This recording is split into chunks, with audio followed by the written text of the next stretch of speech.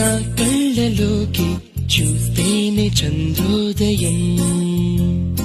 నీ చూపుతోటి నన్ను తాకుతుంటే తనువంత సూర్యోదయం. ఇలాగే ఇలాగే మనం ఏకమయ్యే క్షణాలే కదా ఓవరం. అలాగే అలాగే ప్రపంచాలు పలికే కథవ్వాలి మనమిద్దరం.